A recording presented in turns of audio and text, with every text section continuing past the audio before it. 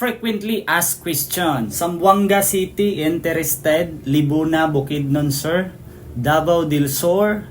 How? From Oriental Mindoro? How po? Graduate po ako ng grade 12, 18 years old. So hello everyone, this is Jerian Pipito, one of the digital associate, and right now, syempre no, kung ikaw ngayon isa ka sa nakapag-comment din sa ating video previously. So kung ngayon nakita mo naman ito talaga yung tapusin mo na video para step by step matuturuan kita at mapapriority kita paano ka makapasok dito. So dito sa OBE ang kailangan lang natin, dapat willing lang tayong matuto at dapat meron tayong oras na available ng 1 or 2 hours sa isang araw. And dapat meron kang gadget, mapaluma man or bago, cellphone or laptop, bonus na lang pag meron. And syempre, dapat meron tayong internet connection kasi online mo itong gagawin na kahit nasa bahay ka lang or kahit saan ka or sa ibang bansa ka, pwede mo talagang magawa ito. And last but not the least, dapat meron tayong account ID na tinatawag kasi yun yung LTO or license to operate this business. So kung ikaw ngayon nagtatanong ka ano ba yung OBE?